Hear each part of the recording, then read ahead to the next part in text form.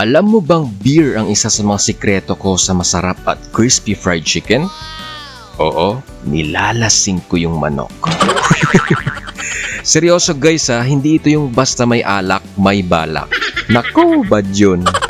Today, ituturo ko sa inyo ang mga sikreto paano ma-achieve at lutuin ang masarap at crispy fried chicken. Kumusta guys? Kumusta architects? Welcome back to my YouTube channel. Ako si Architect CK at ako ang inyong kusinerong arkitekto. Hindi tayo gagawa ng bahay dito guys dahil ito ay cooking channel.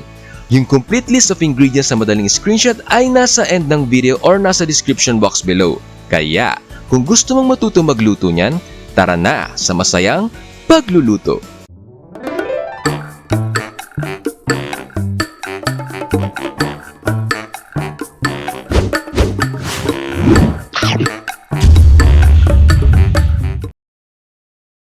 Pero bago tayo magluto guys, don't forget na pinutin po muna ang subscribe button at yung notification bell sa tabi nito para ma-update po kayo sa mga susunod kong upload.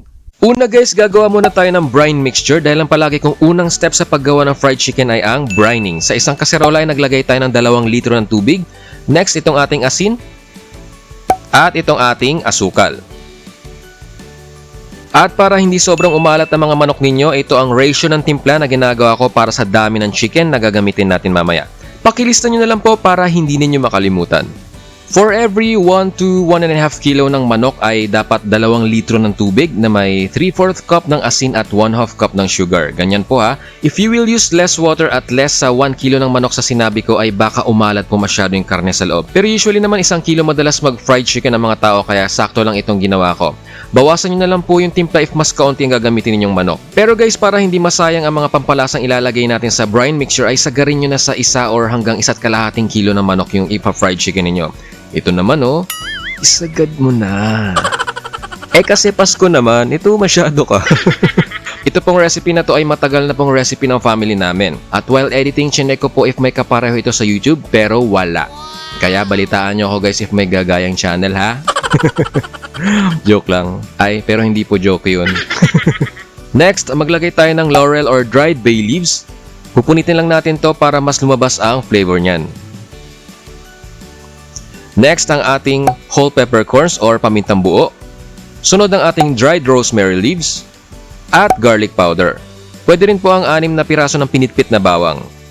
Ayan, haluin lang natin ito at hintayin natin kumulo. Karamihan hindi ginagawa itong brining pero alam niyo bang isa ito sa mga sikreto sa pagluluto ng masarap na fried chicken?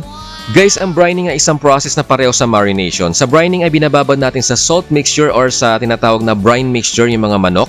Bukod sa ina-enhance nito, ang flavor ng manok ay nagiging mas moist ang karne nito kahit tapos ang lutuin. Hindi kayo magkakaroon ng dry na karne after frying. Ayan, kumukulo na to. Hayaan nyo lang na kumukulo yan ng 1 to 2 minutes para lang ma-release lahat ng flavor ng herbs and spices natin sa tubig or sa sabaw. Ayan, okay na to. Hanguin lang natin yan at palamigin bago ilagay sa ating mga manok. Ito guys, meron ako ditong 1 1/4 kilo ng manok. Ayan, malamig na yung ating brine mixture. Ibuhusan natin yan dito sa ating mga manok. Malinis na rin po yung mga manok natin. Diffusion guys, ang science behind brining at hindi po osmosis. Nangyayari ang diffusion kapag ang salt ion ay pumasok sa cell ng karne. At dahil dyan ang karne ninyo bukod sa nagkakalasa ay nagsuswell or namamanas or lumalaki. Nagkakaroon ito ng water retention dahil sa brine mixture. At ang kalalabasan niyan ay mas moist, mas malambot at malasang karne ng fried chicken. Ayan, takpan na natin itong ating food container at ipasok natin sa chiller or ref at ibabad natin ito ng 24 hours or pwede rin po at least 12 hours. Ayan, after 24 hours ay ito na po yung ating mga manok. Sa mga nagwo-worry na baka maalat yung manok ay babanlawan po muna natin yan. Ay, huhugasan pala. Banlaw. Labandero ka. Guys, ang brine fried chicken ay pine-prepare ng advance ha. Siyempre, paano ma-absorb ng chicken ninyo yung brine mixture if counting oras nyo lang binababad? Mas malasa kapag isang buong araw na babad yung chicken. Ayan, hugasan muna natin ito para matanggal lang yung excess na alat na nakakapit at patuluin sa colander or strainer. Ako 3 beses kong hinuhugasan. Pero don't worry, hindi naman mawawala yung lasa na na-absorb na ng karne. Ang purpose ito ay bawasan lang yung alat. Yung pinagbabaran nating brine mixture ay itapon na po ninyo. Huwag nyo na pong gamitin ulit, baka contaminated na ng salmonella yan. Ikaw mahilig ka sa pag-uulit. Niloko ka na, umulit ka pa. Ouch! Habang hinuhugasan natin yan ay shoutout kina Teresa Bueno, Ryan Landoy, and Faith Aquino. Ayun, habang pinapatulo natin yung excess water sa manok ay sa isang malapad na lalagyan ay maglagay tayo ng pantay na dami ng cornstarch and all-purpose flour. I-explain ko yan later kung bakit dapat pantay sila. At ito, gagamit din tayo nitong garlic salt. Ito po ay ginawa ko lang pero may nabibili po nito online or sa mall supermarkets. Ituturo ko sa inyo later kung paano gumawa ng sarili ninyong ganito. Pero later na lang para dire-diretso lang tayo dito sa video. Next, meron din tayo ritong poultry seasoning na pinaghalo-halong 6 different herbs and spices. Hindi po to soil potting mix ha. Hindi po yung lupa sa halaman. Ito nasobrang sa pagkaplantita. Ituturo ko kung paano gumawa niyan later. Malay nyo, nasa kitchen nyo lang din yung ingredients niyan. Okay, timplan na natin itong ating nilagay kaninang cornstarch and all-purpose flour. Ilagay na natin itong ating garlic salt. Sunod ang ating black pepper powder. Next, ang ating paprika. At syempre, ito ang ating poultry seasoning.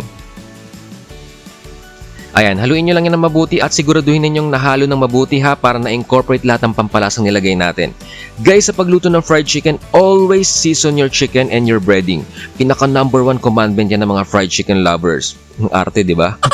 Pero marami akong kakilalang makritik sa fried chicken. Pumalya ka lang sa isa dyan ay hindi na nila magugustuhan ang fried chicken mo. Next, meron na tayo rito sa ating bowl na pinaghalong pantay na dami ng all-purpose flour at cornstarch. Naglagay na rin tayo ng asin at black pepper powder. At syempre, mawawala ba itong aking dalawang itlog? Kaya dapat 50-50 or pantay ang dami ng harina at cornstarch for both dry breading mixture natin kanina at dito sa ating batter. Dahil if harina lang ang gagamitin ninyo sa breading ay masyado magiging matigas or rock hard ang breading or coating ng fried chicken mo. Pero kapag nagdagdag ka ng cornstarch ay mas maganda ang pagka-crispy ng breading ng fried chicken. Manipis na crispy. Ayan, ilagay na natin itong ating beer. Akala nyo nagjo-joke ako kanina, no? San Miguel. Bekenemen. Ang purpose ng beer dito sa ating batter ay pinapanipis niya yung sobrang pagkalapot ng flour and ng cornstarch mixture natin kaya nagkakaroon ng light crispiness at hindi makapal at matigas na coating. Nabanggit ko kanina na pinapahina ng cornstarch ang protein at sobrang pagkalapot ng harina pero tutulungan pa siya nitong beer dahil hindi naman totally napapanipis ng sobrang ng cornstarch ang flour. Ayan, hinalo lang natin to ng mabuti. Ayan, ganito kalabnaw yung ginagawa kong batter or wet mixture. At isingit ko lang guys, subscribe na kayo sa mga magaganda kong kapatid sa mga YouTube channels nila. Nasa description box below ang links ng kanilang channels. Thank you! Eto na yung chicken natin, napatulo ko na to sa colander. Ipat-dry nyo lang ng kitchen paper towel sa mga manok ninyo to absorb po yung excess moisture dahil para maiwasan nyo yung pagtalsik na mantika mamaya. Sa mag-aalala pala na baka maglasang beer or pumait dahil sa beer, hindi po. Hindi mo malalasan ng beer sa fried chicken na to. At hindi rin to nakakalasing. Ayan, ito na yung ating dry mixture or yung ating breading or coating. At ito na rin yung ating batter or wet mixture. Ang rule guys, one hand sa dry mixture at yung another hand mo ay for wet mixture para lang hindi sobrang messy. Ayoko pa naman ng messy. Ew, kadiri. Pisti ang arty. Ayan, i-coat na natin ang ating mga manok ng beer batter at breading natin. Saka pala guys, regarding sa cornstarch, bukod sa pinapahina nito ang protein na nasa flour kaya mas lumalambot ito at hindi tumitigas. Ang cornstarch po ay nagbibigay ng golden brown color sa fried chicken na hindi masyadong nabibigay ng harina if harina lang ang gamit mo. Guys, yung matitira or susobra rito sa ating breading at beer batter, itapon nyo na po ha to avoid yung food poisoning na cause ng salmonella na maaaring meron sa ating raw chicken. Guys, wag na wag kayo magpiprito ng chicken na kakagaling lang from ref ha. In short, hayaan nyo munang bumalik sa room temperature yung manok. Bakit? Magkakasakit po yung manok. Ikaw nga manggaling from lamig tapos biglang init. Joke lang guys. But seriously, ang reason ay di ba nagpainit ka ng mantika at na-reach mo na yung tamang temperature? Pero kapag nagprito ka dyan ng malalamig na karne galing sa ref ay biglang magda-drop down ang temperature ng mantika at hindi magiging pantay ang luto ng loob at labas ng fried chicken mo. After coating, I let my chicken sit for a while kahit 30 minutes lang para kumapit na mabuti yung breading natin sa ating chicken. Then saka ako nagpiprito. Pero kung ayaw mong sundin, ay naku, bahala ka na nga. Ayan, nagpainit na tayo ng mantika. Ang tamang temperature sa pagpa-fried chicken ay 175 degrees Celsius. Ang gamit ko po ay canola oil na may high smoke point. Ayan, explain ko saglit yung high and low smoke point cooking oils. Ito guys ang lista ng ilan sa mga cooking oil na may high smoke point na pwede sa deep frying or pwede sa sobrang mainit na temperature. At sinama ko na rin yung mga low smoke point cooking oils. Guys, kapag matagalang prito pati sa deep frying na usually ay sa mataas na temperature ay always use cooking oils na may high smoke point. Meaning pwede po sa high temperature frying. Hindi po pwede ang extra virgin olive oil ha. Ang extra virgin olive oil ay pang salad dressing or sausawan lang usually at hindi pwede sa mataas na temperature. Ang mga cooking oil na may low smoke point po ay madaling masunog or mangitim at according to research ay nagre-release ito ng damaging free radicals na nagpapataas sa isang tao na magkaroon ng cancer, lalo na if madalas niya itong makain. Lahat po ng nilagay ko ritong high smoke point cooking oils ay may neutral taste, meaning hindi magdadagdag ng ibang lasa sa piniprito ninyo or hindi magbabago yung lasa.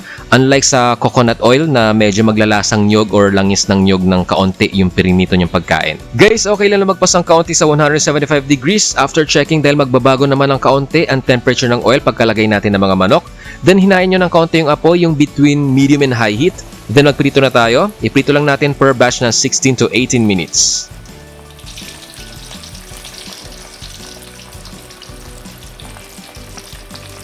At kapag nangalahati na yung cooking time natin which is 8 to 9 minutes ay ibaliktad lang natin yung ating mga chicken dahil kahit deep fry yan ay mas mainit pa rin yung part na malapit sa apoy. Ayan, tingnan nyo guys, nag-start na mag golden brown ang ating fried chicken at dahil yan sa cornstarch. Sure ako marami magtatanong, paano po if wala pong kitchen thermometer? If mahilig ka sa fried chicken or may business kang fried chicken, magandang investment ang bumili ng deep fry thermometer or candy thermometer para ma-check mo yung correct oil temperature. Mura lang yun guys, yung akin nabili ko to sa Lazada. Lazada, bikin naman. Add to cut now. Guys, another tip ha, huwag nyong i-overcrowd ang kawali ninyo, yung saktong may space pa between chickens. Kaya lutuin nyo per batch. Kasi if overcrowded yan, babagsak ang temperature ng mantika ninyo at hindi magiging pantay ang luto sa loob at labas ng manok. Luto na yung labas pero hilaw at may dugo-dugo pa yung loob. Lo, vampira ka? Ayan, after 18 minutes ay hanguin na natin ito at dahil meron tayong correct temperature ay sure akong walang fresh na dugo na hindi naluto sa loob ng mga manok natin. At huwag niyo pong ilalagay ang bagong pritong fried chicken sa kitchen paper towels ha. Ilagay niyo po sa wire rack tulad nito, yan. Or if meron kayong parilya na malinis or aluminum or metal na strainer or colander na maraming butas ay pwede rin po dun at huwag pong patong-patong. Wait lang, ayan, tingnan nyo muna guys ang perfect ng pagka-golden brown ng ating fried chicken.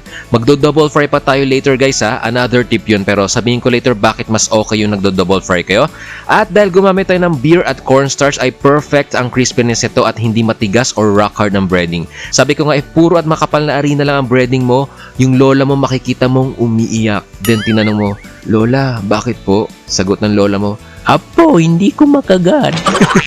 Guys, magluluto pa tayo ng gravy ha at more tips pa about fried chicken. Dahil ang video na to ay complete fried chicken tutorial. Anyway, balik tayo. Bakit hindi sa kitchen paper towels ilalagay ang bagong pritong chicken? Yun kasi ang nakasanayan, di ba, para ma-absorb ang excess oil? Pero sa fried chicken ay huwag po. Huwag po! Ayan, may diin na yan. Ibig sabihin, huwag. Yung paper towels kasi kapag nilagay mo na yung mainit at bagong pritong chicken ay magke-create siya ng steam since tabi-tabi sila at hindi makasingaw ng mabuti yung init kaya magkakaroon ng pagpapawis. O diba nagulat ka, pinagpapawisan din yung manok. At dahil dyan yung moisture na yun ang magpapalambot ng dapat crispy outer part ng fried chicken mo. Goodbye ka na sa crispy fried chicken. At regarding ulit sa thermometer, kung wala ka talagang thermometer to check yung temperature ng mantika, ganito na lang, gamitin mo ang mga kamay mo. O, hindi ako nagbibiro ha. Pero common sense, hindi mo ilulubog ang daliri o kamay mo, no? Ay nako, ang tawag po doon, syunga. Ang kailangan mo lang gawin na ilapit mo ang tuyong palad mo 1 to 2 inches above the cooking oil. If hindi ka nakatagal ng at least 5 seconds at feeling mo mapapasok ka na ay mainit na po yung mantika. Pwede rin po na maglubog ng wooden chopsticks or banana cue stick. If nagbubbles yung mantika, mainit na rin po yun. Ingat lang po sa mantika ha.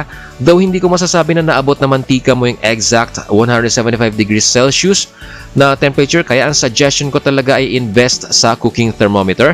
Mura lang naman po yun. Ayan, bago kayo magprito ng next batch ay kailangan i-check nyo ulit ang temperature. Kailangan ma-reach na mantika nyo ulit ang 175 degrees Celsius. Then iprito nyo lang yung succeeding batches with the same temperature.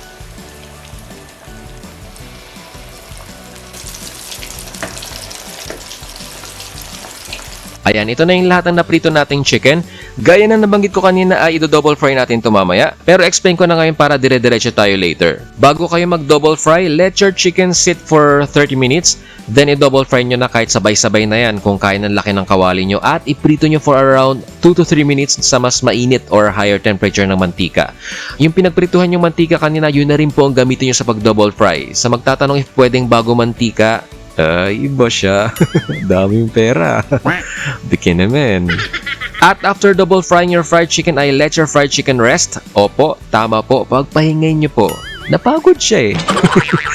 But seriously guys, let your fried chicken rest for around 10 to 15 minutes before serving. Bukod sa sobrang mainit yan at mapapasok ka, ay ang purpose kaya we will let our fried chicken rest for a while before serving ay dahil para mahayaan nating ma-redistribute yung juices sa loob ng chicken para pantay ang pagka-juicy sa loob ng karne.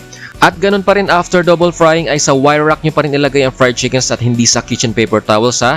Ang dami ko nang nabigyan na tips sa masarap na fried chicken. Guys, bigyan naman. Joke lang. Ayan, next ko naman ituturo ay kung paano ako magluto ng gravy na lagi nahuunang maubos dito sa bahay kaysa sa fried chicken. Bago tayo magluto ng gravy, shoutout kina Lover Girls. Wow, Lover Girls. Yun lang po yung pangalan niya. At kay Mira Jane Parungaw. Una guys, sa isang kaserola ay magsasangag tayo ng all-purpose flour. Hindi po kailangan ng mantika rito at dapat nasa medium heat lang. Isangag at halu-haluin nyo lang yan hanggang mag-brown ang harina. Make sure na hinahalo-halo nyo para hindi masunog at maging pantay din ang pagka-brown ng flour. Ayan, para sa akin okay na to. I-transfer muna natin ang nalagyan. At sa same kaserola ay hindi ko na hinugasan yan. Malinis naman yan. Sa magre-react na bakit hindi hinugasan? Lo, ang arte. Sa bahay mo, ganito ka rin. Ayan, naglagay na tayo ng unsalted butter. At tunawin lang natin to. If ayaw nyo ng masyadong rich yung flavor ay pwede nyo bawasan into 1/4 bar lang ng butter. Next, ilagay na natin ang ating mga sibuyas. Kung matagal na kayong viewer ko ay for sure alam nyo nang hindi ko hinihintay matapos na matunaw yung butter. Matutunaw din naman yan mag-isa. Parang siya, hindi niya ako hinintay. May boyfriend na siya. Kasi matutunaw naman yan habang ginigisa natin itong mga sibuyas. Kapag nag-start na mag-caramelize ang ating mga sibuyas, ay ilagay na natin itong ating mga bawang. Ayan. Simutin lang natin to. Igisa lang natin ito at hindi ko nahihintay mag-brown ang ating mga bawang dahil magkakaroon ng pait ng ating gravy kapag nag-brown masyado yan. Ayan, luto na yung ating bawang at sibuyas. Ilagay na natin yung ating sinangag kaninang harina. Kaya natin ito sinangag dahil yan po ang magbibigay ng brown na color sa ating gravy. Ayan, haluin nyo lang yan ng mabuti. Next, ilagay na natin ang isang lata ng cream of mushroom. Sa mall supermarket po ito nabibili. Ito po ang nilalagay ko kaysa bumili ako ng hiwalay na all-purpose cream at mushroom. Bukod sa mas napamura ka na, ay magiging mas masarap pa ang gravy mo. After nating mahalo ng mabuti ang ating cream of mushroom, ay ilagay na natin ang ating isang malaking lata ng evaporated milk or evaporada.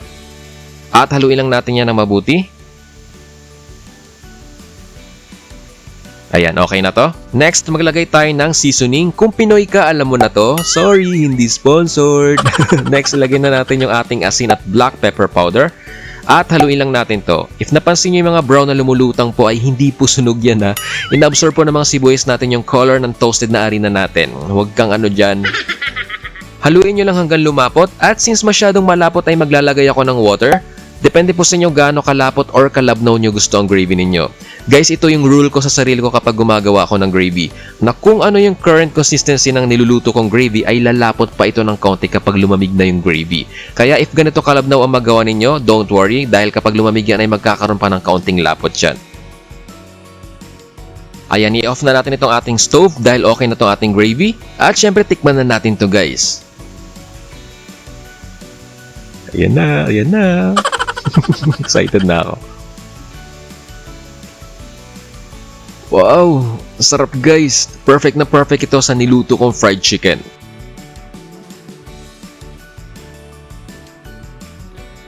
At pakita ko lang guys, ayan, nag-double fry ako ng mga chicken gaya ng sinabi ko kanina. Sundin nyo lang yung mga tips na nabanggit ko kanina tungkol dito sa pagdo-double fry. Ipapakita ko in a while kung gaano ka-crispy yung labas at kung gaano ka-juicy yung loob ng chicken natin. Ayan, ipakita ko lang guys kung gaano ka-crispy ang labas itong ating fried chicken ha. Pakinggan nyo mabuti. Ayan, kukuha tayo nito. Ayan, focus lang natin saglit. Ayan. Kuha tayo ng balat. Ayan, pakinggan nyo mabuti ha.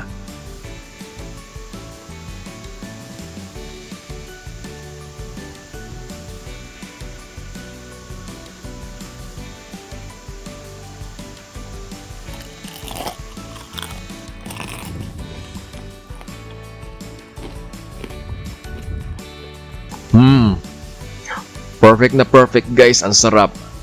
Perfect yung pagka-crispy niya. At ipakita ko lang yung loob ng chicken breast dahil mahilig ako sa breast. Manok po yung sinasabi ko ah. Kaya picture ang pinapakita ko ngayon ay dahil ito po yung mas makapal ang karne. Yan yung ipapakita ko yung loob. para lang makita nyo kung paano naging maganda ang effect nung ginawa nating brining kanina. Ayan, kung nakikita nyo, ang juicy at ang moist ng karne ng manok. Hindi siya dry tulad ng iba na mahihirinan ka. Ayan. Ayan, guys, may announcement ako sa giveaways ha. Wait lang. At muntik ko na makalimutan, ito na yung ingredients ng garlic salt natin. Ito yung ratio na ginagawa ko. Guys, kapag nagkulang dahil sa dami ng recipe na gagawin nyo ay gawa lang kayo ulit with the same ratio. Itago nyo guys yung sosobra sa airtight na container kasi madali ito magdikit-dikit at tumigas if ma-expose sa hangin dahil sa garlic powder at asin. Ito naman guys yung ingredients ng ating poultry seasoning. Medyo mahirap kasi maghanap nung talagang poultry seasoning sa supermarket kaya gumagawa na lang ako since kumpleto ako sa herbs and spices. Ayan, ganyan yung ratio na lagi ko lang ginagawa. Available po yung mga yan sa herbs and spices section ng mall supermarkets. Guys, na magsasabing, ano ba yan? Ang daming herbs and spices. Alam nyo ba na ang sekreto sa masasarap na lutuin ay hindi laging nasa asin at betchin, lalo na sa fried chicken. If mahilig kang magluto at kumain ay magandang investment ito para mapasarap at ma-improve ang mga niluluto ninyong pagkain. Eto na guys, luto na ang ating gravy at ang ating crispy fried chicken. Kung nagustuhan nyo ang ating recipe video for today, please pakipindot po yung like button para malaman ko po if worth it ang effort ng inyong kusinerong arkitekto at pakishare na rin po sa inyong Facebook or sa inyong Twitter itong ating bagong recipe video. At kung bago ka pa lang sa channel ko, pakipindot na rin po yung subscribe button at after mo mag-subscribe, pakipindot na rin po yung notification bell sa tabi nito at iset nyo po sa all para ma-update ka every time na mag-upload ako ng bagong recipe video. I-follow mo na rin ako sa aking mga social media accounts na makikita mo sa description box below or sa end ng video na ito. Nagpo-post din po kasi ako doon ng updates or pwede nyo rin akong i-message sa aking Instagram, Facebook or sa Twitter. Merry Christmas guys! Announcement lang dahil nag 500,000 subscribers na ako last November 25, 2020 ay syempre meron po akong pag-giveaway. Sakto magpapasko ay pamasko ko na rin po yun sa inyo. Ayan, for sure if loyal fan ka ni Kusinerong Arkitekto ay nakarating ka pa hanggang sa part na to ng video. Kaya pinagpapala po yung tumatapos ng panonood ng videos ko. Wow. Marami ang nagme-message at may mga nabasa rin akong comments na why not kitchen appliances naman ay pag-giveaway ko since cooking channel naman to. Saka kaya naman smartphones yung pinag-giveaway ko before ay sakto naman kasing may ongoing na enrollment for online classes at that time. Pero ngayon ay kitchen appliances naman. Disclaimer lang guys ha, hindi po sponsored ng mga brands na nakita ninyo itong aking pag-giveaway. Galing po sa sarili kong bulsa ang mga pinambili ko rito. Pero Oster, Imarflex, and 3D. Buchanan. Meron tayo ritong 6-speed electric hand mixer. Meron din tayo ritong induction cooker. Don't worry, may free na sa loob niya ng kaserola na pang induction cooker kaya magagamit mo na agad-agad. At syempre itong ating 42 liters na electric oven. Ayan, magkakaroon po tayo ng 3 winners. Ang mga gagawin nyo lang po ay una, make sure na nakasubscribe ka rito sa aking YouTube channel at dapat nakaset to all. Hihingi ako ng screenshot niyan para patunay kapag ikaw na yung napili ko. Pangalawa, mag-comment ng something sa comment section below na ikatutuwa ko at gumamit ka dapat ng hashtag na 500,000 subs giveaway and pamasko ni Kusinerong Arkitekto. At pangatlo, don't forget na ilagay kasama ng comment ninyo ang inyong ginagamit na name sa Facebook, Instagram at Twitter. Kumpleto po dapat yung tatlo na yan ha, kasi i-check ko if naka-follow ka sa akin sa lahat ng social media accounts ko. Hindi ko na nga po sinama yung TikTok eh. Simpleng pagsuporta lang po yan kapalit naman po ng chance na mapili ka sa isa sa winners ng pag-giveaway na to. O diba? Naka-follow ka lang at nag-comment na walang ginastos tapos biglang ikaw pa lang magiging winner. O diba? Don't forget po yung hashtag ha, kasi yan po yung itatype namin sa randomizer para madaling mahanap yung comment ninyo. At pangapat, i-like at pakipindot po yung share button sa baba at i-share nyo lang po itong video sa Facebook. Dapat naka-public po yung post niyo kasi i-check din namin yan. Hindi ko makikita yan sa Facebook if hindi nakaset sa public. For more information, nasa link sa description box below yung mechanics kung paano makasali sa giveaway ko. Ang giveaway na to ay until January 3, 2021 lang at after nyan ay pipili na kami ng winners. Ang winners po ay i-announce ko sa aking social media account sa darating na January 10, 2021 na po. Pahirapan na rin po kasi ngayon ang magpabook ng delivery ngayong holiday season. Yung personal pa-deliver ko nga lang sobrang pahirapan na. Kaya ayun, January next year na lang po. Okay? Ayun lang po. Starting po today ay pasulpot-sulpot na po yung shoutouts natin sa video if napansin nyo yun kanina at wala na po rito sa last part. Bakit? Bawal ba? Sa mga gusto po magpa-shoutout ay comment na kayo sa mga video ko or message nyo ako sa aking Facebook page, Instagram or sa Twitter. Ako po ulit ang inyong kusinerong arkitekto na nagsasabing ang pagluluto hindi kailangan boring, smile ka lang para sumarap ang cooking. Stay healthy guys, ingat kayo palagi. Merry Christmas guys, love you all, thank you for watching and see you on my next video.